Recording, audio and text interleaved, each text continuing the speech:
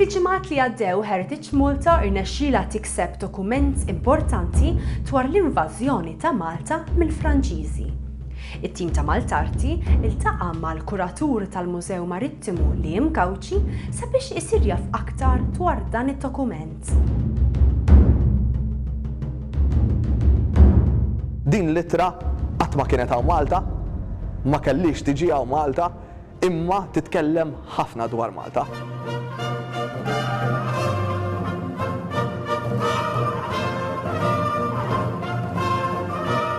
Aħna nafuh bħala Napoleon. Napoleon li rebaħ id-dinja kollha, li ġilet tant mal-Ingliżi, hawn min jagħmlu eroj, hawn min jagħmlu xitan. L-istorja hija dejjem la sewda u laqas bajda hija griża.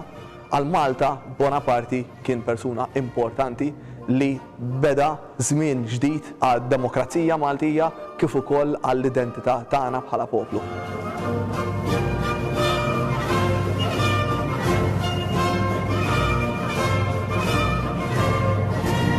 Hawnhekk naraw il-moħħ tal-ġeneral Bonaparte li għad għandu 28 sena li rebaħ Milan, rebaħ Turin, rebaħ Venezia, Ġenova u f'daqqa waħda issa ħad deċiżjoni li l-iktar ħaġa importanti għalih u għall-Imperu Franċiż u li jirbaħ l-ikbar u l-aqwa fortizza f'nofs il-Mediterran li kien pajjiżna.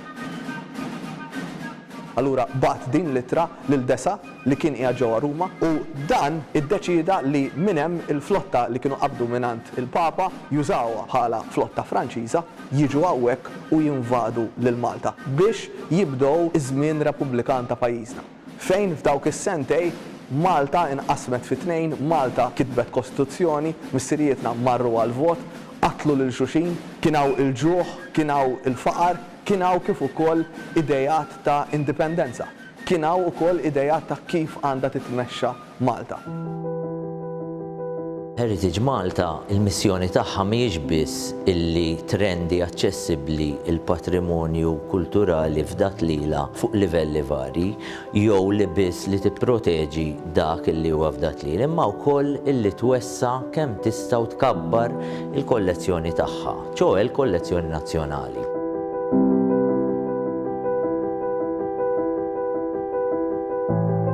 Aħna bħala kollezzjoni nazzjonali għandna tista' tgħid kull tip ta' oġġett li tista' timmaġina li jippartjeni għall-identità nazzjonali tagħna bħala nazzjon.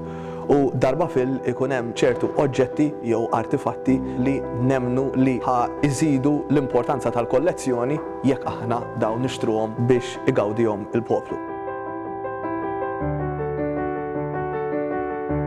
Bħalma jiġri ħafna drabi, Heritage Malta tkun taf bl-artifacts li jkun hemm on auction li huma relatati ma' Malta, mal-istorja tagħna u mal-istorja tal-poplu Malti.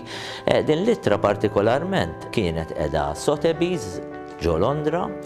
Ġejna notifikati kemm mill-esperti l-kuraturi tagħna illi hemm din l-ittra on auction biss però anke mill-pubbliku ġenerali. Da jfisser hemm interess qawwi wkoll f'dik li l-istorja Maltija.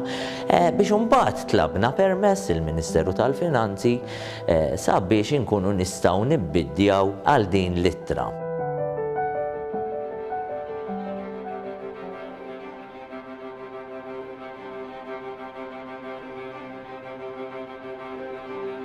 Bħala konservazzjoni tal-ittra kienet fi stat vera tajba,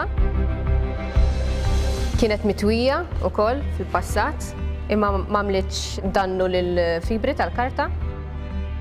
Anke bħala print baqgħet tajba. Il-kitba kienet miktuba buying ink. Din meta tkun għadha kif inkitbet tkun sewda u mbagħad tibda ssir iktar fil-kannella.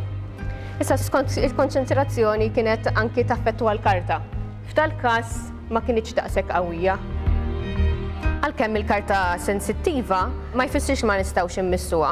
L-importanti li dejjem taħsel idejk sew qabel ma tmissa biex tevita li tagħmel transfer ta' żjud fl-idejn. U importanti dejjem li qatt ma tmiss l-ikel u taqbadha b'idejk, speċjalment minħabba l-insetti.